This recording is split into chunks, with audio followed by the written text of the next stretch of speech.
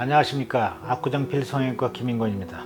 많은 여성들이 가슴 성형, 가슴 확대 수술을 하고는 싶은데 왜 망설이는지 아십니까? 첫 번째 이유는 가슴 성형은 많은 부작용이 발생한다고 생각들 하고 계시기 때문입니다. 그럼 어떠한 부작용 때문에 그렇게 걱정들 하시느냐? 부작용에는 여러 가지가 있는데 오늘 여러 가지에 대해서 다 자세히 설명을 드리도록 하겠습니다. 첫 번째로 올 수 있는 부작용 중에 가장 흔한 거는 구형구축이라고 그러죠. 구형구축이란 뭐냐? 구축이란 말은 굳어서 이렇게 딱딱해진다는, 잘 안 쓰는 어려운 한자 용어예요. 굳어서 이렇게 딱딱해진다. 구형이란 말은 무슨 말이냐? 신형 구형일까요? 아니죠. 여러분들 네모난 가슴 혹시 보신 적 있어요? 두부처럼 세모난 가슴 보신 적 있어요? 없죠.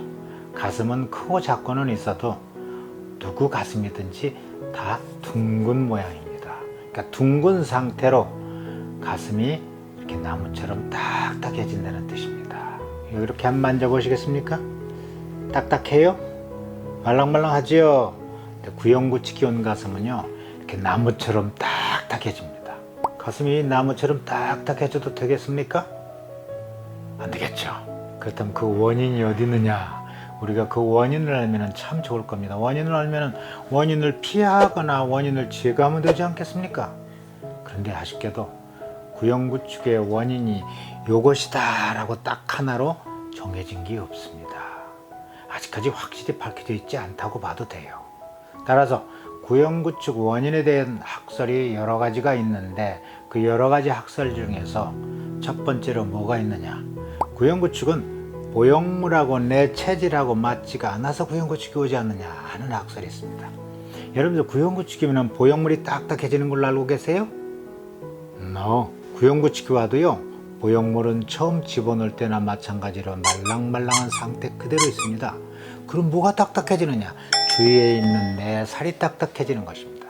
막과 함께. 그럼 주위에 있는 내 살이 왜 딱딱해지느냐? 보형물하고 내 체질하고 맞지가 않으니까 내 살에서 거부 반응 같은 반응이 일어나고 있는 그 상태가 구형구축이에요. 그렇다면 이렇게 딱딱한 가슴하고 살 수 있어요? 보형물을 빼내버려야 되겠죠. 그럼 보형물을 빼내면 어떻게 되겠습니까? 보형물이 딱딱해진 거라면 이거 보형물을 빼내자마자 바로 괜찮아지겠지만 내 살이 딱딱해진다고 했으니 보형물을 빼내버리면 돌은 납작해버린 주제에 또 딱딱하기까지 해서 문제가 하나 더 생겼죠. 그런데 말입니다.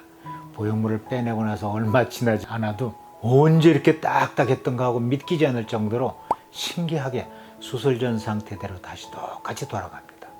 모양이나 촉감은 물론이고 심지어는 요속을 뚫고 들어가서 관찰을 해봐도 수술한 흔적을 거의 찾을 수가 없을 정도로 모든 조직이나 세포가 옛날 상태 비슷하게 돌아갑니다. 딱딱하게 조였던 막도 많이 상쇄가 되고요. 자, 이런 걸로 볼 때 보형물이 들어와서 생겼던 구형구축이 보형물을 빼내니까 없어지는 걸로 볼 때, 아하, 구형구축의 유력한 학설 중에 하나는 이 보형물하고 내 체질하고 맞지가 않아서 그렇지 않느냐라는 학설이라고 할 수가 있겠죠. 두 번째 학설은 어떤 것이느냐? 수술할 때 출혈이 많게 되면 피가 고일 수 있겠죠. 고인 피가 굳으면 어떻게 되겠습니까? 딱딱하게 되죠. 같은 이치로 출혈 때문에 구형구축이 일어나지 않느냐, 출혈이 많으면 거기에 여러 가지 균도 살아서 남아 있을 수가 있고 이런 때문에 출혈이 구형구축을 일으키지 않느냐 하는 게 두 번째 학설입니다. 두 번째 학설은 출혈이 구형구축을 일으킨다. 세 번째 학설은 어떤 것이느냐?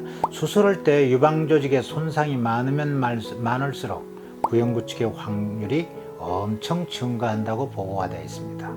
아직까지 그 원인은 확실치 않지만 아마도 여기 유방조직에 있는 유즙이나 또는 균이나 호르몬이나 이런 것들이 수술 부위로 나와서 구형구축을 일으키는 것이 아닌가 하는 학설이 세 번째 학설입니다. 즉 세 번째 학설을 요약하면 아마도 유방조직 손상 때문에 구형구축이 일어나는 것이 아닌가 하는 게 세 번째 학설입니다.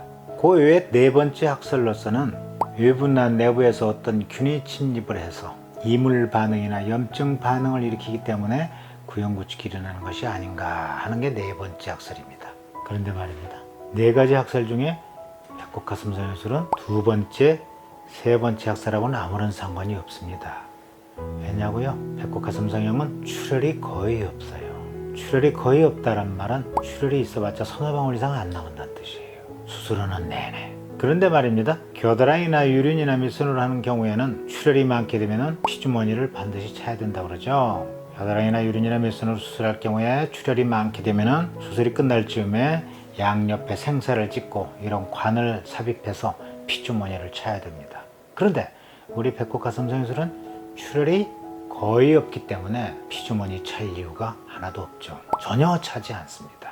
배꼽 가슴 성형술은 출혈이 거의 없기 때문에 두 번째 학설, 출혈이 구형구축을 일으킨다는 학설하고도 아무런 상관이 없습니다.